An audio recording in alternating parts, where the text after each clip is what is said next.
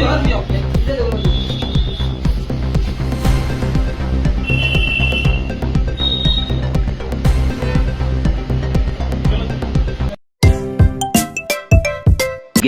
सीधी तस्वीरें देखी जब देहरादून पुलिस ने नकल माफिया हाकम सिंह को एक बार फिर से गिरफ्तार कर लिया है। देखिए एसएसपी इस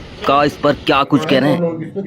हाँ, जैसा कि आप लोग विदित हैं कि कल स्नातक स्तरीय परीक्षा यूके SSSC द्वारा आयोजित की जा रही है और इसमें जो सख्त नकल अध्यादेश माननीय मुख्यमंत्री जी द्वारा लाया गया था 2023 में, उसके बाद से सभी परीक्षाओं की शुचिता और उसकी निगरानी का टास्क STF को दिया गया था, साथ ही इंटेलिजेंस एजेंसीज को, और सभी जिला पुलिस के को निर्देश जारी थे कि इसमें जो है कभी भी जब भी कोई परीक्षा ऐसी आयोजित होगी तो जो पूर्व में इस तरह से लोग परीक्षाओं की जो नकलों में शामिल रहे हैं, ऐसे गैंग शामिल रहे हैं या ऐसे छात्र जो कहीं ना कहीं इस परीक्षाओं में कहीं लिप्त रहे हों, उन पर निगरानी रखी जाए। तो उसके लिए यहाँ पर स्पेशल टीम जो साइबर कमांडो ट्रेनिंग वाले हैं वो भी निगरानी रखते हैं, साथ ही साथ STF की जो टीम रहती है और जो भी इनपुट प्राप्त होते हैं उस पर लगातार पुलिस निगरानी करके उसमें एक्शन करती है। अभी तक जो भी सूचना आई थी उसको सभी को हम वेरीफाई भी करते हैं। इसी तरह की एक सूचना 2 दिन पूर्व जो है प्राप्त हुई थी, जिस सूचना पर यह बात बताई गई थी कि कुछ छात्रों में जो है 12 से 15 लाख रुपए लेकर परीक्षा में पास कराने की बात चल रही है। इसके आधार पर एक संयुक्त टीम देहरादून पुलिस और STF की बनाई गई थी। इसके बाद जो है कुछ छात्रों से इसमें जो नंबर आए थे STF के पास, उनसे वेरिफिकेशन किया गया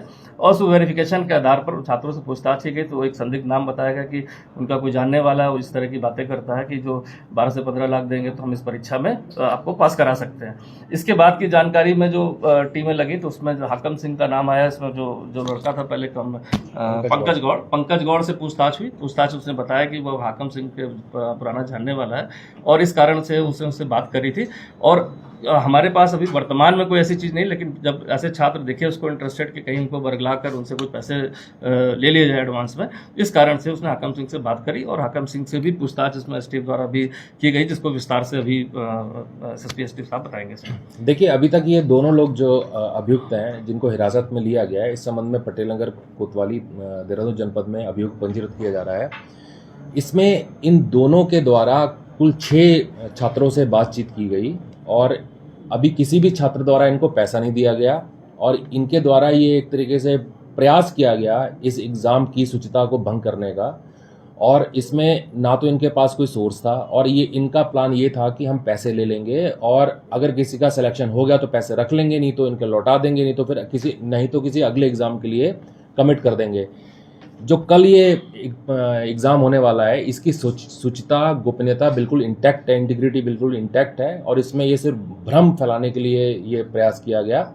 और इसमें कोई संदेह नहीं है कि कल का एग्ज़ाम बिल्कुल ट्रांसपेरेंट है। और इसमें ये जो प्रयास किया गया, इन लोगों को अरेस्ट करके इनके खिलाफ केस लिखा गया। इसके अतिरिक्त जो पहले भी इस प्रकार के प्रकरण में जो लोग प्रकाश में आए हैं या जेल गए हैं, उन सारे लोगों को राउंड अप करके आज पूछताछ की जा रही है। इसके अतिरिक्त और जनपदों में भी काफ़ी सारे सस्पेक्ट को थाने चौकियों पे बुला के STF द्वारा, जनपद पुलिस द्वारा पूछताछ की जा रही है। इसमें ये पंकज गौड़ ने जो 6 छात्रों को फ़ोन किया, ये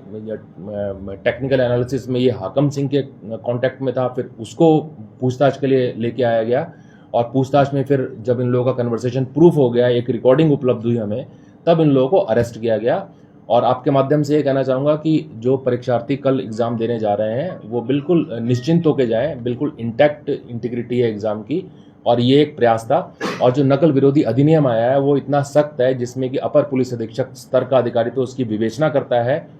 और इसमें अगर एग्ज़ाम को लेकर कोई भ्रम की स्थिति भी फैलाता है तो उसके खिलाफ भी कार्रवाई इसमें करी जाएगी।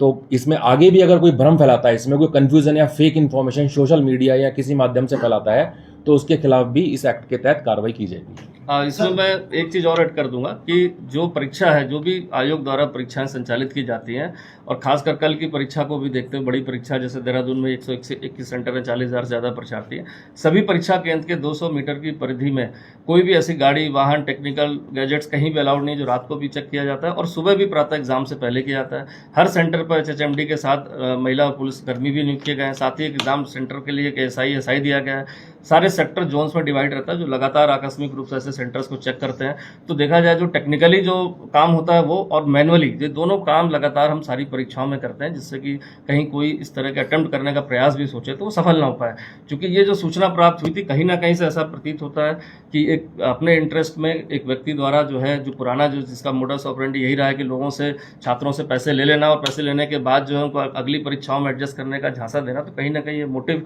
पाया गया कि जो षड्यंत्र के तहत ऐसे जब छात्र मिल रहे हैं उनको इंटरेस्ट जगाकर उनसे जो है लिए जाए, और इस तरह की जो रूमर फैलने की बात भी आती, कहीं रूमर फैल जाए कि परीक्षाएं सही से नहीं हो रही हैं, जिससे कि जो है इसमें कुछ वेस्टेड इंटरेस्ट के लोगों को फायदा मिले। तो सारी चीज़ों का भंडाफोड़ इसमें जो पूछताछ तह तक कर ली गई है। इवन आयोग को भी अवगत करा दिया गया, उनके द्वारा भी इसमें सेटिस्फेक्शन बताया गया कि ऐसी कोई सूचना नहीं। आयोग के पास जो सूचना थी वो भी हमें प्राप्त हो गई, जो भी हम इन्वेस्टिगेशन का पार्ट जो इसी से संबंधित थी उनको भी किसी माध्यम से प्राप्त हुई, तो वो भी उसको इन्वेस्टिगेशन में सम्मिलित कर लिया गया। और ये जितने भी छात्र हैं, मैं पुनः अपील करूंगा सभी छात्रों से कि पूरी एग्जाम की प्रक्रिया, चाहे वो स्टार्टिंग से जो पेपर बनाने से लेकर हो, उसके पेपर पहुंचने तक हो, एग्जामिनेशन के दौरान हो, इस सब पर पुलिस प्रशासन और जो STF एजेंसी है सभी की लगातार नजर है, और कहीं भी इस परीक्षा में किसी तरह का कोई लीक नहीं पाया गया। और साथ ही साथ आयोग को भी सूचित कर दिया और इनके द्वारा भी इसमें सेटिस्फेक्शन। एक चीज मैं ऐड कर दूंगा इसमें, जो हमारे साइबर कमांडोज हैं, हमारे पास साइबर कमांडोज की जो ट्रेंड साइबर कमांडोज की टीम है, वो लगातार साइबर स्पेस में इसमें पेट्रोलिंग करते रहते हैं,